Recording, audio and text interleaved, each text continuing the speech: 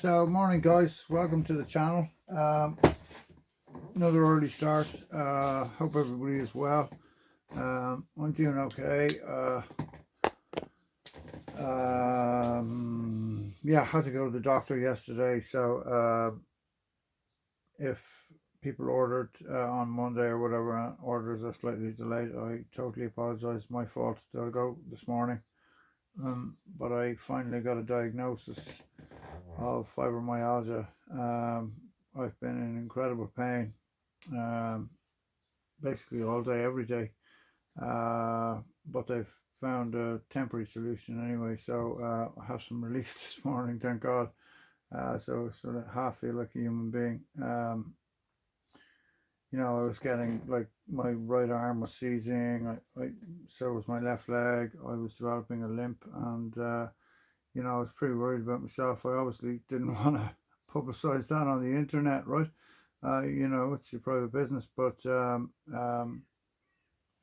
suppose it's a huge relief to know what it is, right? Um, I knew I had developed psoriatic arthritis as a result of long COVID, but um,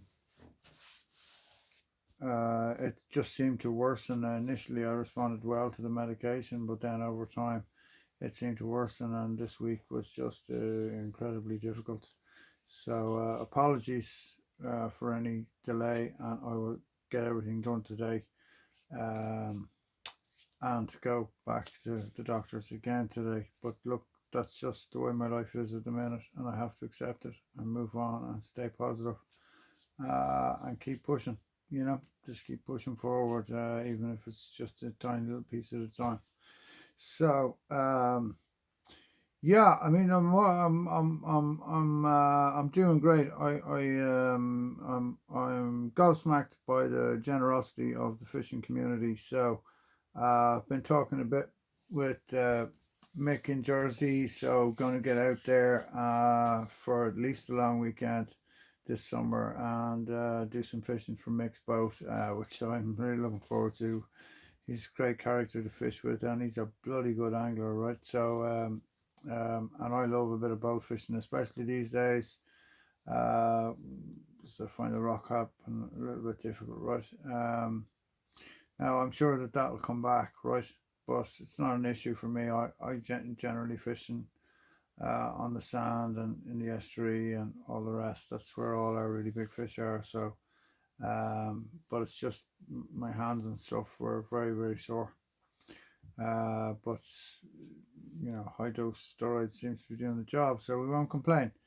So I've got some good news, right? So we've got an order coming from Fishus, right? And they make some really smashing lures, right? So let me show you that's their shallow runner there. Okay, that's a really nice made piece of kit, and a little bit more affordable than some of the Japanese options, right? You can see it's quite a wide body, really nice colors. I mean, just lovely colors, right?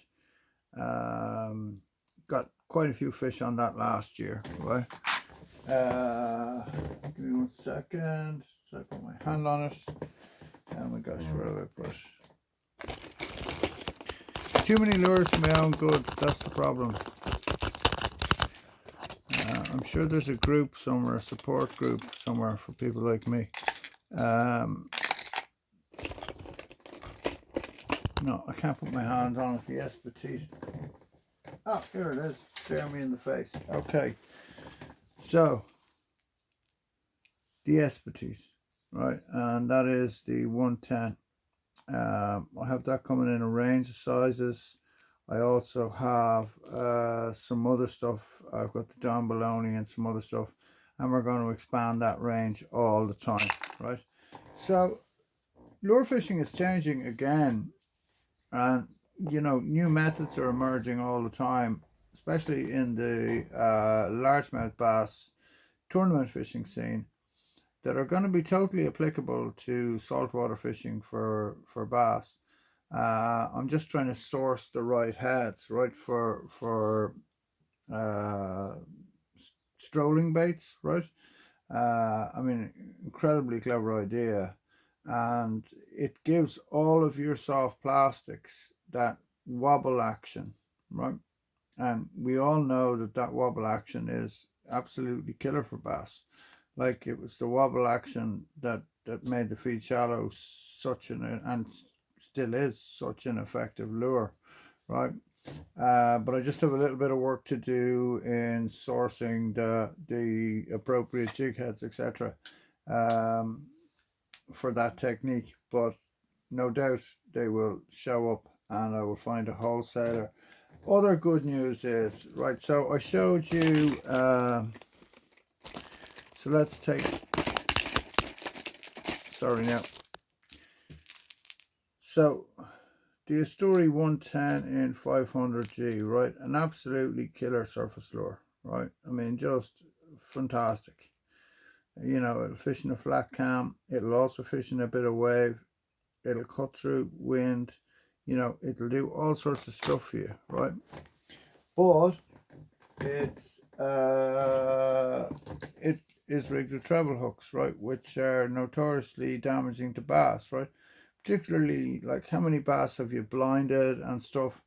So really, it would be preferable if we could rig them with single hooks, right? Now, we showed you the method to tie your own assists, but not everybody has a voice and all the rest of it and da da da da da. So I've managed to source some pre-made assists that are really short. You're going to be able to just pop on a split ring with this assist, put it onto your surface lures, and away you go. You'll be able to buy them in a pack of 8 or 6 or 8 or whatever, and do your surface lures that way. And watch that it will not affect your hookup rate. You will still hook up with as many fish as you did on trebles, and you'll do them a lot less damage. BKK do a lovely range for Danish sea trout fishermen, right? Because sea trout, same here, right? Notoriously, if they get any leverage between themselves and the lure, they'll throw it, right? Because they can just knock it out, bink it out of their mouth, right? Very, very tricky fish to catch. So that's good news, right? So we're going to have those. I've also got my hands on some Duel hardcore minnows. Duel are a fantastic brand, and the hardcore minnow has changed. They've now got the flat-sided one.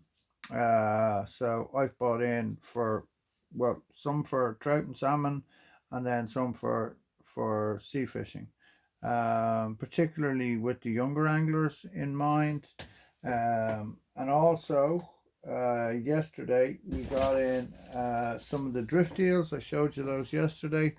Also with the younger anglers in mind, right? So they can have baits that they're able to afford and get out there and fish on the coast and everything else. And I have the cobalt rods from Favorite. You know, they're retailing at €80 or whatever. And if they hook those up with I have one here somewhere. Right, well, it's a Shimano reel. It's a Seorsi or something. I'm sorry, my memory's shot, but I'll get you the name.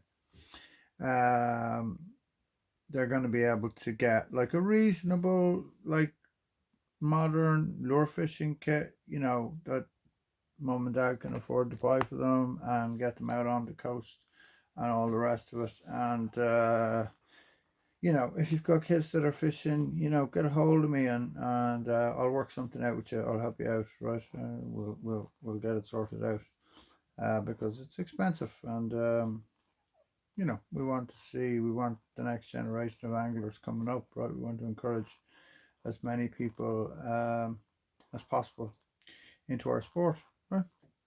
The other thing I've been thinking about is the possibility of running a lure festival here in Southeast Ireland again. That's probably a long way off, but it's just churning around in the back of my head. To get some of the Japanese companies to sponsor that would be really cool. I think they might be open to it. It's just an idea I'm floating, but we'll see. Other things that are coming up, we've obviously got the Spring Angling Fair in Adair Springs, run by Ned. Ned is fantastic. Uh, Predominantly a fly fishing fair, in fairness, but we will have a saltwater corner. Cormac Walsh from Bass Fishing Ireland has managed to kind of secure us our own little corner. I'm definitely going to be there. I'm going to be retailing there. I'm going to be demonstrating there, and I'm going to be on a panel there discussing bass fishing, obviously. But I will also be demonstrating some trout and salmon and sea trout lures and stuff as well. Obviously all single barbless, because those big rainbows will smash everything you put in the water, right? So today I just want to talk to you just for 5 minutes about the sleeper range. So that's the small little dark sleeper. I think it's going to be of interest to perch fishermen and stuff. But this is the one I'm most interested in, is the sleeper gill. Right, and why I'm interested in the sleeper gill is because there are a proliferation of immature bream in our estuaries. So the bream are spawning, the gilt-head bream are spawning somewhere, and I don't know where, and the immature fish are coming back into the estuary to feed on shrimp and small crustaceans and all sorts of bugs and stuff. And I have no doubt that the big bass are taking their share of those, right? Now, what I love about this is that, look, so it's got quite a substantial hook in there, but also there's quite a bit of space in there, right? Okay, see? Now, what I'm going to fill that space with is this. Sorry, I'm getting a new camera, by the way, so things will improve. So Halco freshwater and estuary scent. Okay, now I've never used this. I've used the saltwater one, but I have it on good advice from an angler who I know would trash me up and down the coast. I mean, he's probably the best angler I know. That's the one to use, right? Like, you know, I was like, do you think it really makes a difference? And he said, I cast and cast and cast, and I didn't have a fish. He said, I pulled it out of the bag one day. I said, I'll stick a bit of it on. He stuck it on, and straight away he was into a fish. And then he took a couple of fish after that. So it definitely makes a difference. We know from pike fishing that these scents can be incredibly effective, right?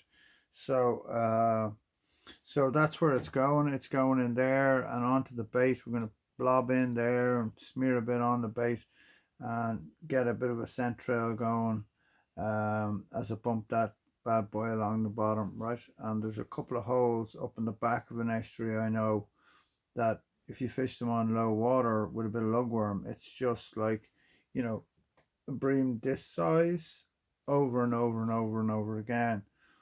So there's no way that the big bass are not switched onto those. Of course they are, you know.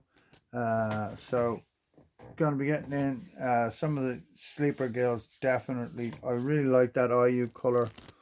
I think it's a great imitation of a small gilt-head bream, right? When it comes to the dark sleeper, really I like it in the bigger size, the 3.8, and we're waiting on the bigger ones to come into stock, right? My two favorite colors are Donko and Mutsugoro, but definitely in that bigger size. I just find it to be the best. The smaller sizes are fantastic for freshwater fishing if you're a perch fisherman or whatever. Now, don't get me wrong, that will also work for bass. Like it definitely will. It'll have its day. But just in terms of castability and dealing with the current, and you know, if you've got a headwind, right? I want to have both with me, right? I want to have the smaller one and the bigger one, right? Give myself some options. Yeah. So the new method of fishing that's taken over in the American largemouth bass scene is this so slow strolling of baits, right? So it's on a nail weight rig, right? So it means that uh, rather than your eye coming out here, your eye is coming out here, and it gives your baits this wobble action, you know. So we'll be getting some more of the fish rollers in from Raid. That's what they're designed for. Um, Now you don't have to use a nail weighted rig, but a nail weighted rig definitely helps in terms of getting it down a bit and stuff, and giving you a bit of casting weight and what have you. So I'm just gonna have a look around today online and see what I can find that's suitable in terms of size and durability, and you know, good quality hook. Like, the last thing you want to do um, is lose a good bass to a poor hook, right? You know, and which is often the case if you're fishing those cheap Chinese crap, really, to be honest with you. Like, you know, fellas go, oh, they catch fish. They do catch fish, yeah. Yeah, they catch the odd fish. But then if you hook an 11 or a 12 pound fish, what's it going to do? It's just going to smash that thing in half, right? So, you know, it's not for me. It's not for me. I would have no confidence in them, you know. Now, grand, they're a cheaper option if you can't afford to